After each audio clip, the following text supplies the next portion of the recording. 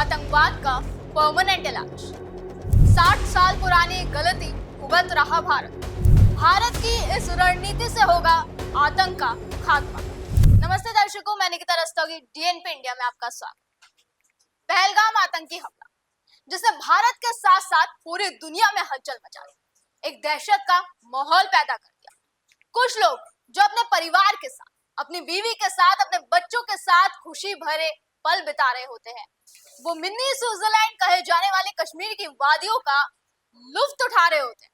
वहां कुछ आतंकी आते हैं, उनसे धर्म पूछते हैं और हिंदू होने पर उन्हें मौत के घाट उतार दिया जाता है। और मासूमों की गलती बस इतनी होती है कि वो हिंदू होते हैं। अब पहलगाम में आतंकी हमला हुआ, सरकार एक्शन में है, भारत ने पाकिस्तान को तबाह करने की पूरी तैयारी कर ली।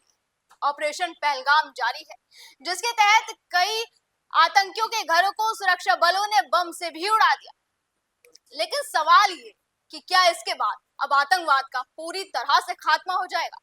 क्या अब देश में आतंकी गतिविधियों पर पूरी तरह से ब्रेक लग जाएगा? नहीं, आतंकवाद का परमानेंट इलाज इससे नहीं होने वाला। आतंकवाद का परमानेंट इलाज करने के लिए भारत को अपनी उस गलती को सुधारना होगा जो करीब 60 साल पहले की गई थी। वो गलती जिसका खामियाजा आज भी भारत को भुगतना पड़ रहा है। 1966 की वो गलती जो भारत को बार बार 26/11, पुलवामा, पहलगाम जैसे घाव दे रही है, जिसकी वजह से न जाने कितने घर तबाह हो गए। चलिए इसके बारे में हम आपको पहले विस्तार से समझाते हैं। दरअसल इस पूरे फसाद की जड़ है ताशकंद समझौता। वो समझौता जिसके तहत देश के अनेक सिपाहियों के बलिदान से जीती धरती हाजी पीर दर्रा भारत को अपने दुश्मन देश को सौंप देनी पड़ी। हाजी पीर दर्रा ये वो सड़क, वो रास्ता जिसकी वजह से आज आतंकी इतनी आसानी से भारत में घुसकर अपने नापाक मंसूबों को अंजाम देते। 1947 में जब हमारा देश आजादी की दहलीज पर कदम रख रहा था, उसी वक्त देश में विभाजन की नई दीवार भी खड़ी हो रही थी। दीवार के एक हिस्से को हिंदुस्तान का नाम दिया जा रहा था, तो दूसरे हिस्से को पाकिस्तान का नाम दिया जा रहा था। जो आप सभी जानते हैं, जब देश 200 साल की गुलामी से आजाद हुआ तो सबको ये आशा थी कि दीवार के दोनों तरफ अमन और शांति का माहौल कायम रहेगा। लेकिन हुआ इसके बिल्कुल उल्टा। दोनों देशों के बीच एक के बाद एक कॉन्फ्लिक्ट्स, एक के बाद एक विवाद खड़े होने लगे, जिसमें से सबसे बड़ा विवाद कश्मीर को लेकर था। पाकिस्तान हमेशा से चाहता था कि जम्मू कश्मीर, जो उस वक्त इंडिपेंडेंट स्टेट हुआ करता था, वो उनके पास आ जाए। लेकिन वहां के राजा हरि सिंह जम्मू कश्मीर को इंडिपेंडेंट स्टेट ही रखना चाहते थे। फिर 21 अक्टूबर 1947 को कुछ पाकिस्तानी ट्राइब्स ने पाकिस्तानी आर्मी के साथ मिलकर कश्मीर पर हमला बोल दिया। हमले से घबराए राजा हरि सिंह ने भारत से मदद की गुहार लगाई, जिसके बाद दोनों देशों यानी भारत और पाकिस्तान के बीच युद्ध छिड़ गया। फिर 1949 में जाकर ये युद्ध थमा। दोनों देशों ने एक शांति समझौते पर साइन किया। इस युद्ध के दौरान पाकिस्तान ने कश्मीर के 1/3 हिस्से पर कब्जा कर लिया था, जिसे आज हम पीओके कहते हैं, यानी पाकिस्तान ऑक्यूपाइड कश्मीर, जिसमें हाजी पीर दर्रा भी शामिल था, जिससे ये रास्ता भारत के हाथ से निकल गया। ये दर्रा भारत को पीओके के एक बड़े हिस्से तक आसानी से पहुंचने में मदद करता। बंटवारे से पहले हाजी पीर दर्रा भारत के कब्जे में था और ये रास्ता रणनीतिक रूप से कितना अहम है वो हम आपको इस वीडियो में आगे बताने वाले हैं। शांति समझौते के बाद भी पाकिस्तान के नापाक मंसूबे नहीं थमे और फिर कश्मीर को पाने के लिए नए नए वो हथकंडे अपनाने लगा और 1965 में दोनों देश एक बार फिर आमने सामने आ गए। पाकिस्तान के राष्ट्रपति आयूब खान ने कश्मीर को अस्थिर करने और पाकिस्तानी सेना की मदद से उस पर कब्जा करने के लिए बड़ी संख्या में छापेमारों को गुप्त रूप से कश्मीर में भेजने के लिए ऑपरेशन जिब्राल्टर को मंजूरी दी, जो भारत की जबात सेना ने भी 5 अगस्त 1965 को संघर्ष विराम रेखा यानी CFL को पार किया और 3 पहाड़ियों पर कब्जा कर लिया। हाजी पीर दर्रा पर कब्जा करने का भी निर्णय लिया गया, क्योंकि ये पाकिस्तान द्वारा इस्तेमाल किया जाने वाला मुख्य घुसपैठ मार्ग था। इस ऑपरेशन को ऑपरेशन बख्शी का नाम दिया गया। भारत का ये ऑपरेशन बेहद कामयाब भी रहा। पश्चिमी सेना के commander lieutenant general Harbaksh Singh ने हाजी पीर का प्लान बनाया। हाजी पीर दर्रे पर कब्जा करने की कमान मेजर जनरल SS कला के नेतृत्व वाली 19 इन्फेंट्री डिवीजन और ब्रिगेडियर ZC बख्शी के नेतृत्व वाली 68 इन्फेंट्री ब्रिगेड को दी गई।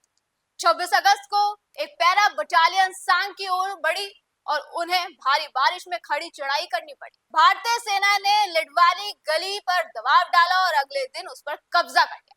हालांकि पाकिस्तान ने 29 अगस्त को इस दर्रे को फिर से कब्जाने की कोशिश की, मगर भारतीय सेना ने उन हमलों को नाकाम कर दिया। लेकिन इस सब के बाद दोनों देशों के बीच एक समझौता हुआ जिसमें भारत ने सबसे बड़ी गलती करी, जिसकी मैं वीडियो के शुरुआत में भी जिक्र कर सकूं। वो समझौता था ताशकंद समझौता।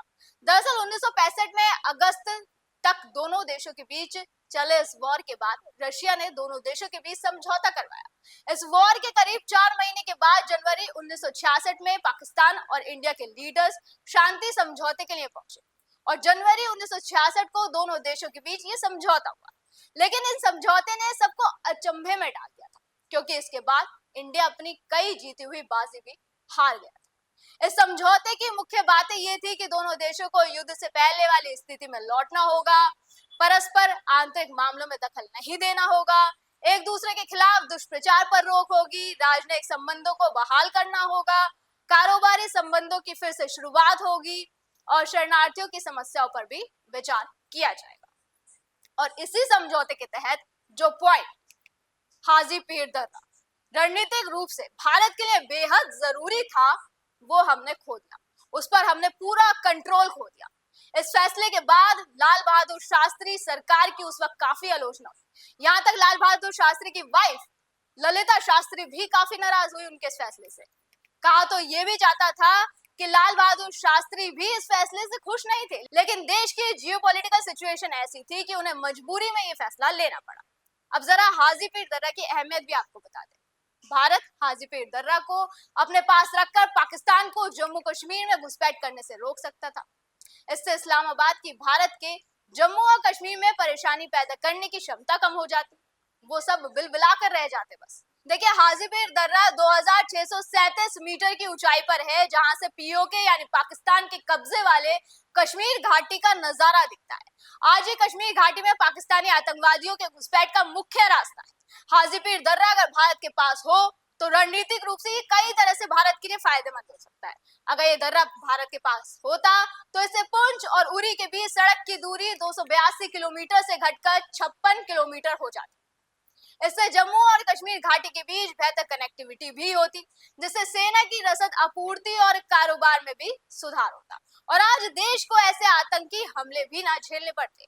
अगर भारत से ये 60 साल पहले ये चूक ना हुई होती तो शायद आज हमारा देश इस वक्त इस तरह से दहशत और गम में नहीं डूबा होता। और अगर भारत की तरफ से हाजी पीर दर्रा को वापस लेने के लिए कुछ मास्टर प्लान तैयार किया जाता है तो ही शायद पाकिस्तान के इस आतंक का परमानेंट इलाज हो सकता है। फिलहाल आज की वीडियो में बस इतना ही। अगली बार फिर होगी मुलाकात। आप देखते रहे DNP इंडिया, हर खबर भरोसे के साथ।